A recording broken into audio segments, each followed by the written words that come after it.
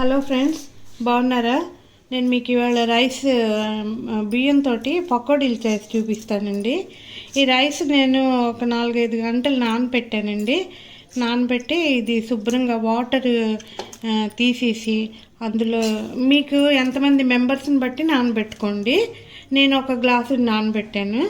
తర్వాత ఇదిగో దుంపలు, అందులో దుంపలు కూడా అంతేనండి. ఈ రైస్ని బట్టి దుంపలు ఎన్ని కావాలో వేసుకోవాలి. నేను ఇక్కడ చిన్న దుంపలని ఒక 4 దుంపలు వేసాను. తర్వాత ఇందులోకి పచ్చిమిర్చి, తర్వాత అల్లం ముక్కలు కలిపి గ్రైండ్ చేసుకోవాలి.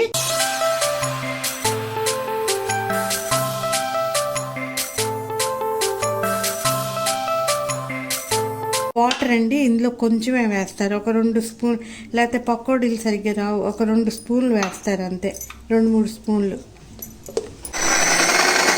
ఇదిగోండి, ఇది గ్రైండ్ చేసాను మెత్తగా, పచ్చిమిర్చి అల్లం వేసి. ఇప్పుడు తర్వాత ఇందులోకి ఇదిగోండి ధనియా అంటే కొత్తిమీర కట్ చేసి వేసుకోవాలి.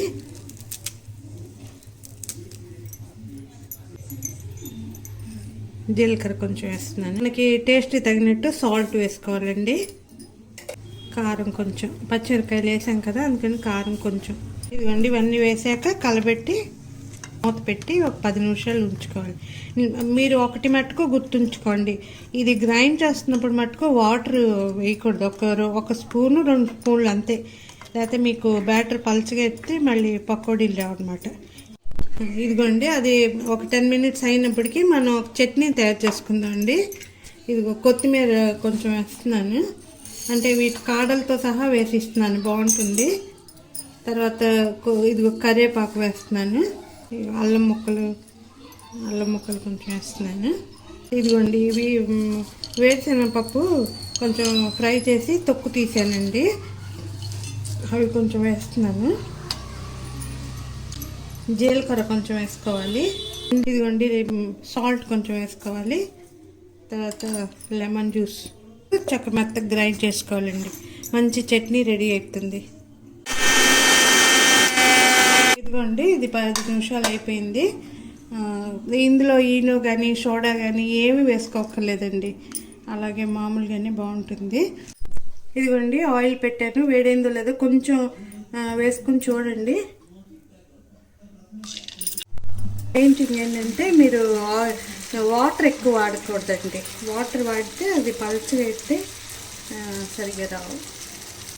ఇదిగోండి, ఇవి ఇటు అటు తిప్పుతూ కొంచెం అంటే గోల్డెన్ కలర్ బ్రౌన్ వచ్చే వరకు కొంచెం వేయించుకోవాలన్నమాట. ఫ్లేమ్ ఎక్కువ హైలో పెట్టకూడదండి, కొంచెం లో, అంటే మరీ లో కాదు, మీడియంలో పెట్టుకోవాలి. పెట్టుకుంటే చక్కగా లోపల అది ఉడుకుతాయి, బాగుంటాయి. హైలో పెట్టుకుంటే పైకి కలర్ వస్తుంది, లోపల సరిగ్గా ఉడకవు.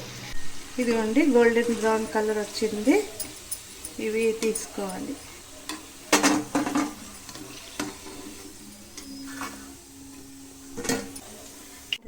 రెడీ అయిపోయినాయి, బాగుంటాయి. మీకు చలికాలమైనా వర్షాకాలమైనా వేయించుకుని. ఇదిగోండి, పచ్చడి కూడాను చాలా కారంగా చాలా బాగున్నదండి టేస్ట్. చూడండి, దీని పోపు అది ఏం అవసరం లేదండి, బాగుంటుంది. ఎందుకంటే మనం పల్లీలు అది వేయించే చేసాం కదా, అందుకని. టేస్ట్ చేయండి. మీకు ఈ కాంటెంట్ నచ్చితే, మీకు ఈ రెసిపీ నచ్చితే లైక్ చేయండి, షేర్ చేయండి, సబ్స్క్రైబ్ చేసుకోండి. ఇదిగో చూడండి ఎంత బాగా వచ్చాయో. బాగుంటాయి, చేసి ట్రై చేయండి, చూడండి, చాలా బాగుంటాయి.